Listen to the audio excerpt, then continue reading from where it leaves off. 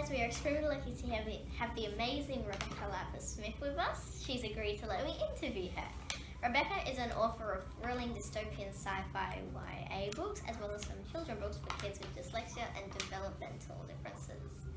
Plus, two of her books include a strong female character with a terminal illness. So that is a lot of issues that many people are dealing with that are represented in her stories. I find Rebecca to be an inspirational author because she has osteoarthritis and is bipolar, but that has never stopped her from achieving her dream of becoming an author. She also features a character with a terminal illness in her Children of Nar Chronicles and writes stories that are accessible for kids with dyslexia and developmental differences like autism. That is something that I think is fantastic because we want to see a better representation in literature for kids and teens of people who are a little different, like me, with my EDS and sensory processing issues. Rebecca, thank you so much for letting me grow you. Thank you for having me. I'm very keen. Let's get started. Where did you get the inspiration for your books? In particular, I'd love to know where you got the inspiration for the characters with a terminal illness. Actually, Sandy, who you've probably talked to already, is one of my inspirations. And when I was creating Naya in the story, I needed to have some sort of deeper connection and deeper reason for them doing the things that they do, especially as the series progresses. And I looked into all sorts of different illnesses and found that the polythymia gave us the kind of condition that we needed for her to have reactions to different chemicals and things like that. And so I focused there, even though that's not something that I particularly know. But I do know about being the sibling of someone with a terminal illness, which is what book 2 is all about, with Wish experiencing a lot of the challenges of being a sibling of someone who is very close to death. And that's with my brother. He had terminal cancer, and so a lot of that comes up in the writing of the story. And I think it's important to show that to the world and let people know that A, you can overcome challenges of health, but B, there's also the impact it has on the family around you. That's amazing. Thank you very much for sharing that.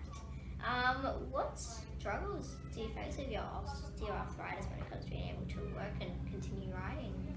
Well, writing's something where you spend a lot of time sitting, and I've got bad arthritis in the C1, C2 and the T4 of my spine. So sitting for a long time to get the writing done can be painful. I need to have a regular physio session and regular massages to kind of alleviate the back pain.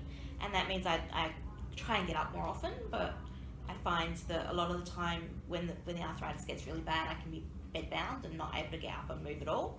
And the hands, I spend a lot of time typing, and the arthritis in my fingers gets worse and worse, especially with the cold weather we've had this winter. Yes. And so it's really about balancing how much my body's capable of and the time I put into it, making sure that I don't do too much, otherwise I can't do more tomorrow. Yeah, it's always hard because you're like, do I do more? Do I do less? And the cold really affects the joints. Yeah. Fortunately, my local cafe has beautiful heating, so it's nice. And it's always nice to have a nice cafe with You also have bipolar. I've heard of this and I have a friend with it, but I don't really know too much about it. Like, what is it like? It's a bit of a hard one to describe. So most people know what depression is. Yeah. And bipolar is one side depression and one side mania. So mania is where you can get hypervigilant, you can get people with bipolar type 1 can get hallucinations and things like that, grandiosity and those sorts of things. I have bipolar type 2, so my mania doesn't get quite so high, but I can start being rapid talking and feel like I can accomplish absolutely anything. So I start 26 different projects expecting to get all of them done in one day, and nothing happens because it's just not possible. So I'm balancing those periods of mania when I'm very, very high and therefore not actually functional because I'm too high, with the times when I'm very, very low and depressed and I can't get out of bed, I don't want to do anything and my brain just won't function. And so I'm constantly trying to balance these two out. Nowadays I have medication that definitely helps, and so I want to try and do as much as I can in this in-between stage where I'm not too low and not too high, but that's what bipolar is. You're constantly cycling between the low and the high. Thank you very much, Sister. It's a bit hard dealing with that all the time. What is it like juggling health conditions as well as being an author? Because I know from personal experience it can be very hard for us with unpredictable conditions. Yeah. Well, in August we went and did Children's Book Week, and we toured up to Port Hedland. So it was 2 weeks. 1 week we spent driving up, and then 2 days driving home again, and a whole week in Port Hedland. And I had to do things to counter my health so that I was able to be functional and like presenting workshops and talks like this for 2 weeks straight. And that meant doing things like having caffeine, which I normally wouldn't do because it affects my bipolar. And so I find I have to kind of balance what I'm doing with what I'm expecting to do. So I also know that having done that for 2 weeks means I needed some time off once I got back because I needed time to recover. And a lot of it is about the balancing, not doing too much. There's something called the spoon theory, where you've got a certain number of points of energy each day, and if you use them all up, you're left with no energy, and that rolls over and over and over. So if I burn out too much at the beginning of the week, then by the end of the week I'm not functional. And so it's about being really protective of what I'm putting my energy into and making sure I prioritize the things that matter, so the writing time always comes first in the day, because by the end of the day, by the time it's getting 7 o'clock, 8 o'clock, I can be completely wiped and not able to do any more work. So it's important to find that balance. Yeah, it is, because it's like, do I focus on that or do I focus on that? It's tricky. Did you always want to become an author? Because some people haven't always like thought, oh, I want to be an author. Did you always have that? Or? I did. Since I was little, I used to write poetry when I was a 6-year-old, and I was internationally published poet at 12.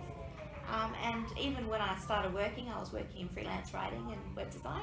So writing's always been a very big part of what I've done. Even though in 9th grade English, I actually failed English. So yeah, it doesn't matter what you achieve when you're younger. If you fail English, you can still go on to be a published author. Exactly. And wow, a published international poet at 12. 12, yeah. That's fantastic. I feel kind of bad. I haven't published one book now. It's only in Australia. No, publishing one book at your age is amazing. That's awesome. And it took me, I got international poet at 12, but it was 2014 by the time I actually finished my debut novel. That's like 20 years later by the time I actually published a book. So you're way ahead of me. Why did you choose to make your books that are accessible for kids with dyslexia and health conditions? Because that's really amazing. My son is both dyslexic and autistic, so he's got a lot of challenge with language issues, and he was mainstream school until the end of year 3, and had gotten to a stage where he was like terrified of books. He had really bad phobia about the idea of being challenged to read. It's particularly because the books he was challenged to read just weren't interesting, like the C spot run, run spot run. There's no story in it. There's just words on the page, and he was really not interested in that. So when we started homeschooling him for year 4, I needed a way to convince him to read books, or at least want to be open to the idea of having books read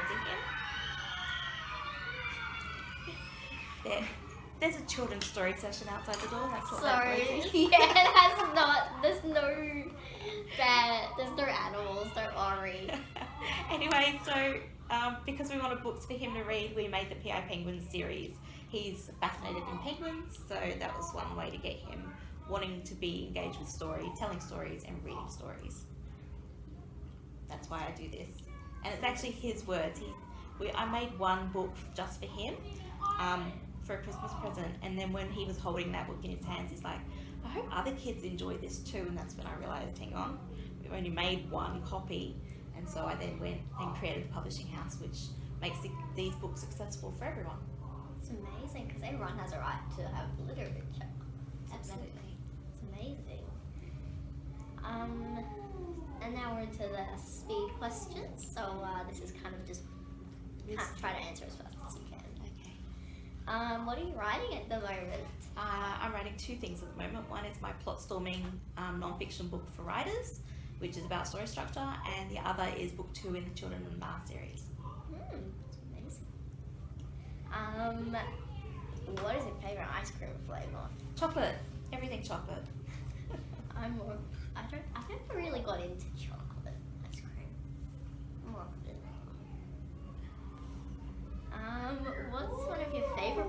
written? Favourite I've written? It's like picking a favourite child. That's not fair. I guess one of my recent favourites is the PI Penguin in the Case of the Christmas Lights, because it has such a beautiful family story in it. That's so sweet. That was good. How long does it usually take you to write one of your stories? It depends on the book. So the picture books take about 3 months, 1 month to write, 1 month to get illustrated, and then 1 month for layout and edits. But the novels take a lot longer. I probably spent 6 months on City of Light, and it's been more like 8 months on City of Quartz, which is book 2. That's cool. Who was your favourite or most inspirational author? My favourite's always been Tracy Harding. She's an Australian author as well, who also has dyslexia, and she did the Ancient Future trilogy. So when I was a teenager, I realised that's the kind of stories I want to tell. She's got a lot of metaphysics in her books, and I thought that's a cool way to reach people with a deeper story. Do you prefer cats or dogs? Dogs. I have a beautiful Maltese cross poodle who we've trained as a service animal for my son, and he's absolutely gorgeous. No, we have a lazy Shar-Pei. Doesn't really do anything other than sleep and eat. Do you prefer ebooks or hard books? Oh, that's a tricky one. I think these days I prefer the ebooks, partly because of my arthritis. Sometimes Fair enough. paperbacks and hardcovers can get heavy, whereas my phone is always nice and light. And I like the ability to take it everywhere and have hundreds of books on me at any time. It's good because it's like, do you take a stack or you have one thing? Exactly. So now I just take my phone everywhere. I don't even technically need a handbag. What's your favourite place to write? I love writing at my local cafe, so I like the smell of coffee and I like being around other people. Libraries can be a bit too quiet, so the cafe is nice, kind of middle ground, but it gets me out of the house where the laundry's always calling and family's always interrupting. Do you remember the first book you ever read? Or if no, what's your favourite childhood book you love to read? Oh. I don't remember the first book I ever read, but recently as we were sorting through boxes and stuff, I came across a really cool children's picture book that I probably had when I was in lower primary, that was how to publish a picture book for children. And it's it's got bear characters walking you through the process of publishing. I found that really fascinating, and fascinating to know that even back then I was that interested in publishing books that I had a picture book about it. That's so cool. What's your biggest achievement so far? Like it can be like book related or personal, whatever you feel. Well, when you go biggest achievement, as a parent, I have to say my kids. It's just the rule, right? But work-wise, career-wise, I think having the opportunity to go out to schools and present workshops is probably the biggest part of what I love doing, and that I feel quite honoured to be asked to do that. So. That's good. Do you have any big goals for the future? Writing being released soon. I want to get a bit more routine happening so that I'm writing and publishing more frequently, and so that's my goal at the moment. Yeah, I take too long to write a book, so I think I should just save. I find with the bipolar throwing me all over the place, sometimes I can go off on tangents and not finish anything. So just finding a way to be more consistent would be nice. And do you have any advice for young writers? Absolutely. Write the books you love, and remember that at any age you can actually go ahead and get published these days. There are no more barriers to that sort of thing, so if that's what you're passionate about, just jump in and get started. That's awesome. Thank you so much for letting me interview. It has been wonderful. Thank you. You've had some really interesting questions.